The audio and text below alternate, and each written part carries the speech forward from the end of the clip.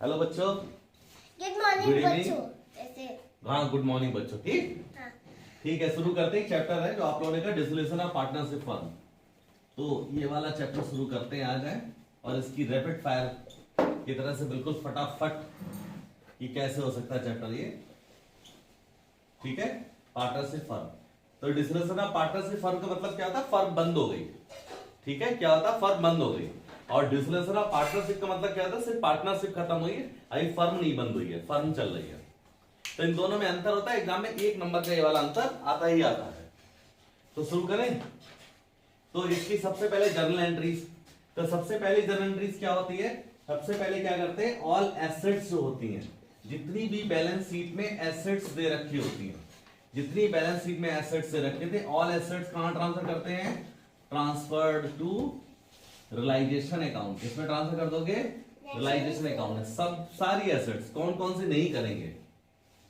ठीक है, सबसे पहले मैं सारी एसेट्स लिखा, तो कौन कौन सी नहीं करते वो बता दे रहा हूं। तीन एसेट्स जो दे रखी होती बैलेंस शीट में, वो नहीं करते। सबसे पहली कौन सी है? सबसे पहली एसेट्स का नाम है हमारा, कौन से एसेट्स बच्चों? याद है किसी को? चलो मैं बता दे रहा हूं। सबसे पहले एसेट्स का नाम है हमारा प्रॉफिट लॉस अकाउंट का डेबिट बैलेंस। ये नहीं ट्रांसफर करेंगे। ये दे रखा था फिक्सेड एसेट्स होते हैं, इसे ट्रांसफर नहीं करना है, ये ध्यान रखना। दूसरा एक दे रखा होता है एडवर्टाइजमेंट सस्पेंस अकाउंट, ये भी नहीं करना। ठीक है, और जो मोस्ट इंपॉर्टेंट थिंग्स है वो है कैश बैलेंस होते हैं, वो भी नहीं ट्रांसफर करने हैं, और जो बैंक बैलेंस है ये भी ट्रांसफर नहीं करने। ठीक है, अगर ट्रांसफर नहीं करने तो जाएगा कहां? जो कैश और बैंक बैलेंस होता है, इसका अकाउंट बनता है कैश अकाउंट या बैंक अकाउंट। ये बैलेंस वहां जाएगा, कैश और बैंक का बैलेंस, और ये वाला बैलेंस जाएगा कैपिटल अकाउंट में। कहां जाएगा? पार्टनर्स के कैपिटल अकाउंट में। ठीक है, तो सारी एसेट ट्रांसफर कर दो। क्या एंट्री पास हो जाएगी? एंट्री पास होगी realisation account debit to sundry assets, या तो लिख दो सन्ड्री एसेट्स। ठीक है, सारी एसेट्स का टोटल करके, नहीं तो सारी एसेट्स अलग अलग करके लिख दो, जितनी भी एसेट्स हैं। जैसे मान लो एग्जांपल के लिए समझा रहा हूं, टू बिल्डिंग है, टू लैंड है, टू मशीनरी है। ठीक है, ये उन बच्चों के लिए जिन्हें पहले से थोड़ा बहुत पता है। ठीक है, टू मशीनरी है, टू डेटर्स है, टू बीआर है, टू इन्वेस्टमेंट है। इन्वेस्टमेंट बेटा यही आएगा। और एक चीज तुम लोग सोच रहे होगे जो चीज नहीं आती है, क्या चीज नहीं है पता है? यहाँ पर गुडविल भी ट्रांसफर यही हो जाती है। गुडविल कहाँ आएगी? यहाँ पर रियलाइजेशन अकाउंट में। कहाँ आएगी? जो बैलेंस शीट में गुडविल दे रखी होगी वो कहाँ आएगी? रियलाइजेशन अकाउंट में आएगी। कोई भी पेटेंट है, सारी एसेट्स आएगी। टू ट्रेडमार्क है। ठीक है, और कोई एसेट साइड होगा तो वो भी यही आएगा। जैसे टू प्रीपेड एक्सपेंसेस, तुम लोग सोचोगे वो भी यही आएगा बेटा, टू प्रीपेड एक्सपेंसेस। ठीक है, ये भी यही आएगा। कोई दिक्कत? तो सारी एसेट्स मैंने कहां ट्रांसफर कर दी? रियलाइजेशन अकाउंट में। ऐसे ही अब एसेट साइड खत्म हो गई बैलेंस शीट की, ऐसे ही कौन साइड आएगी? Liability side. कौन सी साइड देखोगे आप? Liability side. अब यहां पर भी है, सारी लायबिलिटीज को कहां ट्रांसफर कर देंगे? रियलाइजेशन अकाउंट में। कहां ट्रांसफर कर दोगे आप? रियलाइजेशन अकाउंट में। जैसे सबसे पहली लायबिलिटीज, तो पहले मैं सेकेंड एंट्री लिख दे रहा हूं। क्या लिख रहा हूं? All liabilities. लायबिलिटीज बच्चों ध्यान रखना है, external liability transfer to realisation account. किसमें ट्रांसफर कर देंगे? रियलाइजेशन अकाउंट में। जैसे सबसे पहले क्या लिखोगे यहां पर? ऑल लायबिलिटीज में क्या होगा? Creditors account debit. Creditors account क्या हो जाएगा? डेबिट। BP account debit. ठीक है, outstanding expenses account debit. External loan ले रखा है, जैसे मान लो एक्स और वाई बिजनेस करते हैं और उसने अपनी वाइफ से लोन ले रखा है, कोई भी एक्सटर्नल लोन है। ठीक है, बैंक ओवरड्राफ्ट भी यहीं आएगा। बैंक ओवरड्राफ्ट भी यहीं आएगा। बैंक ओवरड्राफ्ट भी डेबिट हो जाएगा। ठीक है बच्चों, और कोई लायबिलिटी जैसे बैंक लोन है तो वो भी लायबिलिटी हुआ हमारा, वो भी इधर आएगा। ठीक है, एक्सटर्नल लायबिलिटी में जैसे वाइफ लोन है वो आएगा।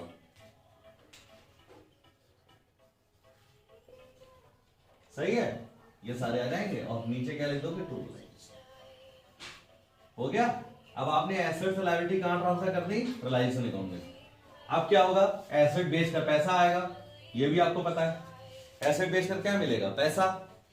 तो एसेट्स बेचकर जो भी पैसा मिलेगा उसकी एंट्री क्या होगी। तो सबसे पहले ये ध्यान रखना, पहले पैसा मिलता है फिर पेमेंट होता है। तो थर्ड एंट्री, ऑल एसेट्स, जो पैसे एसेट्स पैसे रिलाइज होगा। रिलाइज का मतलब क्या हुआ, उनसे पैसा जितना मिलेगा।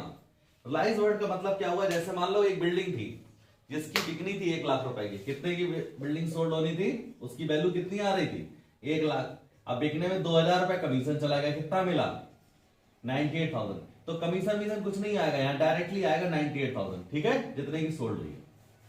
ये ध्यान रखना, रिलायंस अकाउंट में कमीशन कुछ नहीं आएगा, जितने की सोल्ड हुई इसकी डायरेक्ट वैल्यू आएगी। अब तो एसेट बेचकर पैसा आएगा तो उसकी एंट्री क्या होगी, bank account debit, bank account debit. अब बैंक अकाउंट आएगा या कैश अकाउंट आएगा, जो बैलेंस शीट में दे रखा होगा उसी से लिखेंगे।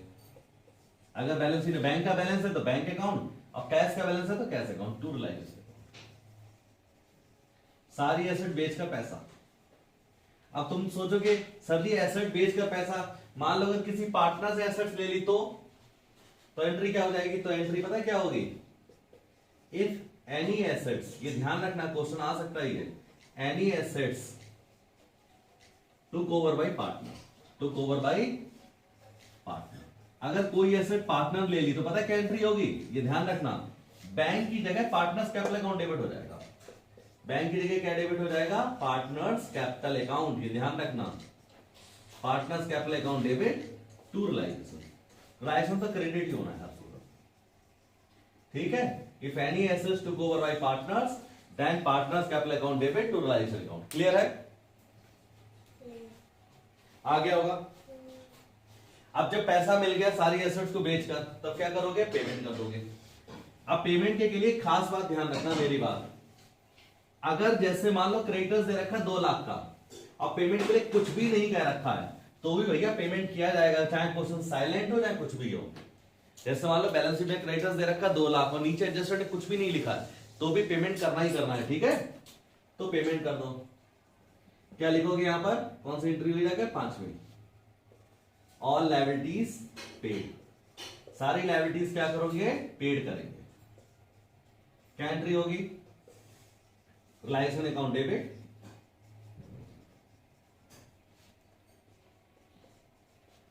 टू बैंक, टू क्या करेंगे, बैंक अकाउंट,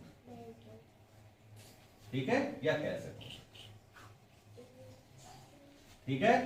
अब यहां पर भी वही हो, जैसे अभी एसेट्स ली थी पार्टनर्स ने, अब पार्टनर्स लायबिलिटी भी ले सकता है, तो लायबिलिटी लेगा तो क्या एंट्री होगी हमारी, तो जहां पर ये बैंक आया यहां पर पार्टनर्स कैपिटल अकाउंट आ जाएगा। इफ एनी पार्टनर्स, जैसे मान लो वाइफ का लोन है, वो कह रहा मैं खुद ही दे दूंगा पैसा, भैया मेरी पत्नी पैसा मैं दे दूंगा आप रहने दो, या कोई पार्टनर्स है रिलायंस एक्सपेंसेस बियर करता है तो भी एंट्री होगी। क्या होगी, इफ एनी पार्टनर्स पेड